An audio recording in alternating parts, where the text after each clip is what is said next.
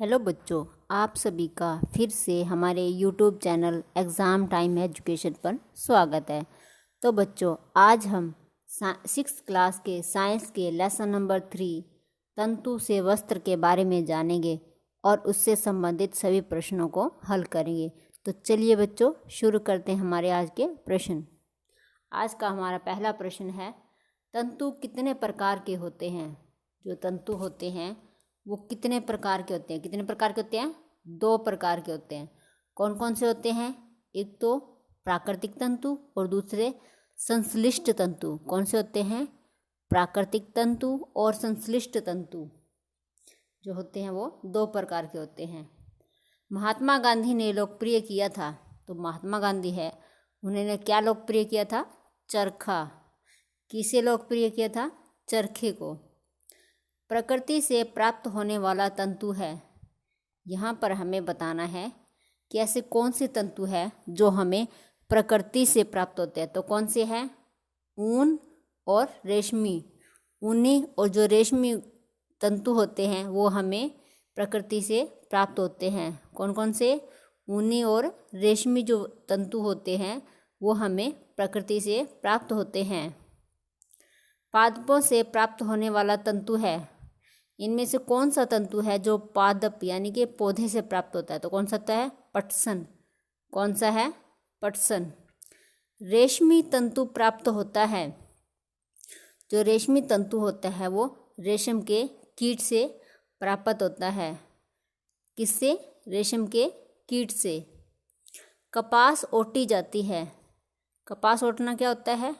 कपास के अंदर जो बीज होते हैं उनको रुई और बीजों को अलग अलग करना होता है, उसे कपास ओटना कहते हैं। और ये किससे की जाती है? मशीनों से। किससे ओटी जाती है? मशीनों से। कपास में से बीज और रुई को अलग करना क्या होता है? कपास ओटना। और ये किससे किया जाता है? मशीनों से। एक ही लंबे धागे से वस्त्र बनाने की विधि को कहते हैं।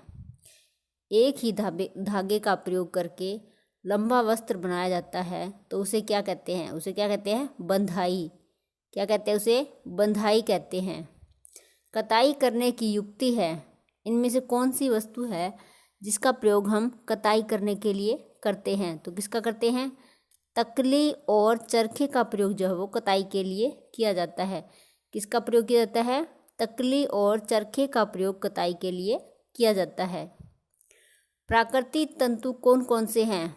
जो प्राकृतिक तंतु है वो कौन कौन से हैं? कौन कौन से होते हैं? ऊन तथा रुई, रेशम और पटसन। ये सभी क्या है? प्राकृतिक तंतु है। क्या है ये? सभी प्राकृतिक तंतु। तो इसका आंसर क्या रहेगा? उपरोक्त दोनों। क्या रहेगा? उपरोक्त दोनों। पटसन पौधे के किस भाग से प्राप्त होती है? जो पटसन होती है वो पौधे के किस भाग से प्राप्त होती है? तो किससे प्राप्त होती है? तने से। जो पटसन का पौधा होता है उसे काट कर पहले पानी के अंदर उसे भिगो दिया जाता है, और जब वो अंदर से गल जाता है तो हाथ से उसका जो ऊपर जो धागे होते हैं जो तने के ऊपर, तो उसको उससे अलग कर लिया जाता है। नारियल तंतु से बनने वाली वस्तुओं के नाम बताओ। इनमें से कौन सी चीज़ें हैं जो नारियल तंतु से बनती है? तो कौन सी? रस्सी बनती है, मैट बनती है और वस्त्र भी इनके होते हैं। तो इसका आंसर क्या रहेगा? उपरोक्त सभी। क्या रहेगा? उपरोक्त सभी। ऊन हमें कौन से जंतुओं से मिलती है? हमें जो ऊन है वो कौन कौन से जंतुओं से मिलती है? किस किस से? भेड़ और बकरी से, खरगोश, याक और ऊंट, इन सभी से क्या हमें ऊन मिलती है। तो इसका आंसर क्या रहेगा? उपरोक्त सभी। क्या रहेगा? उपरोक्त सभी। भारत में पटसन कहाँ कहाँ उगाया जाता है? भारत के अंदर जो पटसन है वो कहाँ कहाँ सबसे ज़्यादा उगाया जाता है? तो कहाँ कहाँ उगाया जाता है? पश्चिमी बंगाल में, बिहार में, असम में। इन सभी जगहों पर जो है वो पटसन अधिक मात्रा में उगाया जाता है। तो इसका आंसर क्या रहेगा? उपरोक्त सभी। क्या रहेगा? उपरोक्त सभी। भारत में कपास कहाँ कहाँ उगाई जाती है? इनके कहने का मतलब है कि भारत के अंदर कौन सी जगह है जहाँ पर अधिक मात्रा के अंदर कपास होती है। तो कहाँ कहाँ होती है? महाराष्ट्र एवं गुजरात के अंदर, पंजाब और तमिलनाडु में, इन सभी जगहों पर जो है वो कपास अधिक मात्रा में होती है। तो इसका आंसर क्या रहेगा? उपरोक्त सभी। भारत में कपास जो है वो महाराष्ट्र, गुजरात, पंजाब और तमिलनाडु में, इन सभी जगहों पर अधिक होती है। तो इसका आंसर क्या रहेगा? उपरोक्त सभी। क्या रहेगा? उपरोक्त सभी। मानव निर्मित तंतु है, इनमें से कौन कौन से तंतु हैं जो मानव के द्वारा निर्मित किए गए हैं यानी बनाए गए हैं? तो नायलॉन और रेयॉन, ये दोनों ही जो तंतु है वो मानव निर्मित है। तो इसका आंसर क्या रहेगा? उपरोक्त दोनों। क्या रहेगा? उपरोक्त दोनों। तंतुओं से धागा बनाने की प्रक्रिया है, जो तंतु होते हैं उनसे धागा बनाने की जो प्रक्रिया होती है उसे क्या कहते हैं? उसे क्या कहते हैं? कताई। क्या कहते हैं? उसे कताई कहते हैं। कपास के बीजों को अलग करने की विधि कहलाती है, जो कपास होते हैं उसके अंदर से रुई और बीज को अलग अलग करने की जो विधि होती है वो क्या कहलाती है? क्या कहलाती है? ओटना। क्या कहलाती है? ओटना। रुई का उपयोग किया जाता है, जो रुई होती है उसका प्रयोग कहाँ कहाँ पर किया जाता है? तो दिए के अंदर, गद्दों में और तकियों में, इन सभी जगहों पर जो है वो रुई का प्रयोग किया जाता है। तो इसका आंसर क्या रहेगा? उपरोक्त सभी। क्या रहेगा? उपरोक्त सभी। कपास की फसल के लिए किस प्रकार की मिट्टी अच्छी है?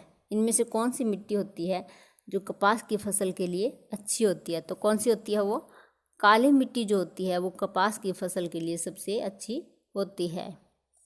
एकल धागे से बनने वाले वस्त्र हैं, इनमें से कौन से वस्त्र हैं जिनको बनाने के लिए एक ही धागे का प्रयोग किया जाता है?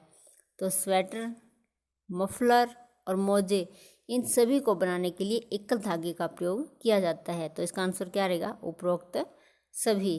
क्या रहेगा? उपरोक्त सभी।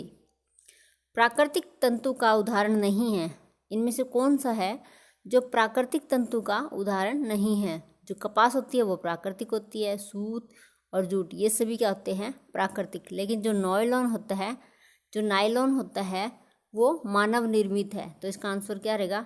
Option D. रेशम कीट के कोकून से खींचकर तैयार किया गया तंतु है, जो रेशम का कीट होता है उसके कोकून से खींच करके जो तंतु बनता है उसे वो कौन सा होता है? रेशम। कौन सा होता है वो? रेशम जो होता है वो बनता है। भारत में पटसन की कृषि कौन से मौसम में की जाती है? कौन से मौसम में की जाती है? वर्षा ऋतु में। भारत के अंदर जो पटसन की खेती की जाती है वो वर्षा ऋतु में की जाती है। रुई प्राप्त की जाती है, जो रुई होती है वो कपास के पौधे के कौन से भाग से मिलती है? तो कौन से? फूल वाले भाग से। फूल होते हैं, फिर उनके जो छोटे छोटे टिंडे बनते हैं और फिर वो टिंडे जब फूल जाते हैं, वो खिल जाते हैं, तो उनके अंदर से हमें कपास मिलती है और उसको ओट करके रुई बनाई जाती है।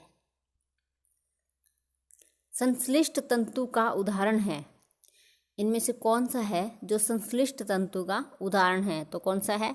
पॉलिएस्टर। कौन सा है? पॉलिएस्टर जो होता है वो संश्लिष्ट तंतु का उदाहरण है। तो बच्चों, आज के हमारे ये प्रश्न यहीं पर समाप्त होते हैं। आपको सभी क्वेश्चंस के आंसर जो है वो कमेंट बॉक्स में लिखकर हमें भेजने हैं।